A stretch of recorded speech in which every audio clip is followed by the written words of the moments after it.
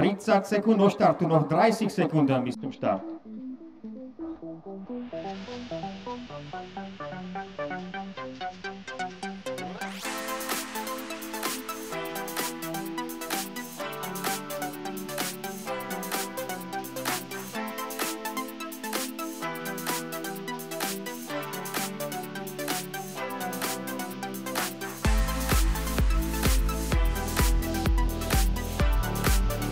Štartovacie auto sa pomaly dáva do pohybu po bariéry Quentin, Last Lloyd, Romeo Pro, Romani, Naska OV, Viruska, Henry Westerbo a jednou stratou Covida Scree.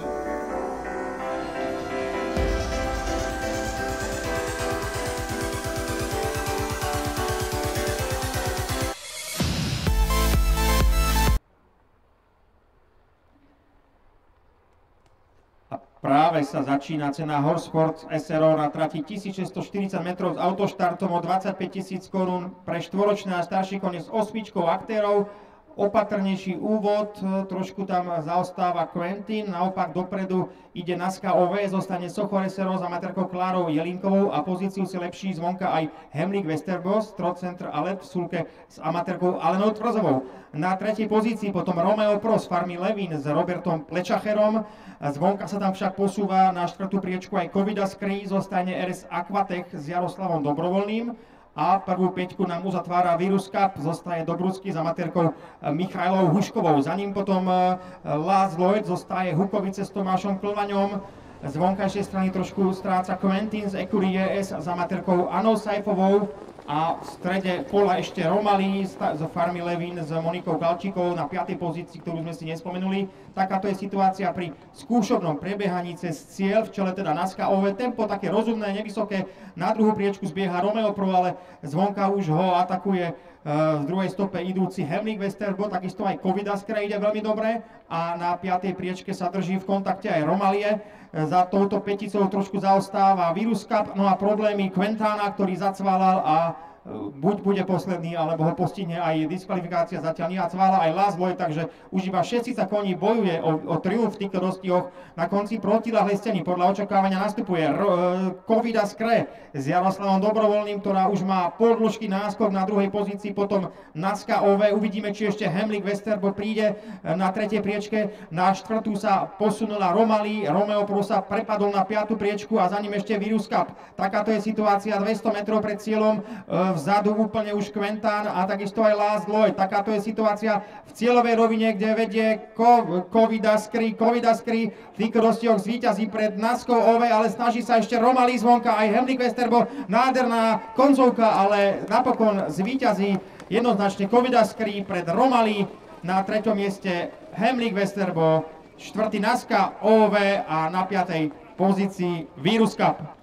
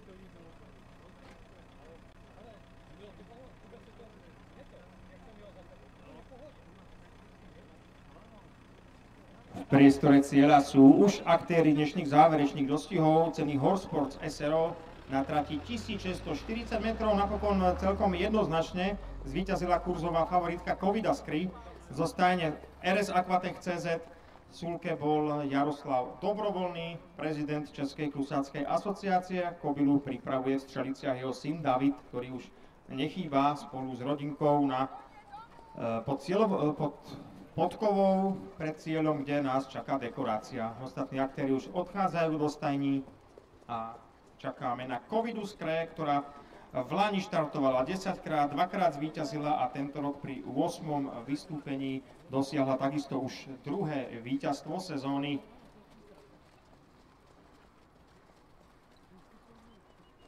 Takže v priestore cieľa už Covidaskry a v súľke jej chovateľ a aj vodič v jednej osobe Jaroslav Dobrovoľný, prezident ČKA, ktorý teda dokázal zvíťaziť napriek najvyššiemu štartovému číslu, ktoré bolo vyžiadané. A poprosíme Davida, aby privedol kobylku na dekoráciu. Víťazného vodiča sa môžem rovno spýtať. Naposledy teda cválanie, dnes teda rehabilitácia, vysoké číslo, skúsili ste novú taktiku, treba ešte niečo dodať? Ne, nechci dodávat vůbec nic, zkoušel jsem to, jako nechat ju s konima, zrychlila potom a myslím, že ukázala, že má nějakou třídu. Aké bude ďalšie možno manažovanie kobylky? Teďka půjdeme do Breeders Crownu starších koní na 200. Tam bude spíš jako sparring partner pro Bucefala. Ďakujem pekne, to je Jaroslav Dobrovoľný v súľke Covidaskry, ktorému tajomníčka na dnešnom mítingu gratuluje a čestná cena dostane stúha a pohár na pamiatku triumfu Covidaskry od chovankyne Jaroslava Dobrovoľného, ktorá reprezentuje stajňu RS Aquatech CZ.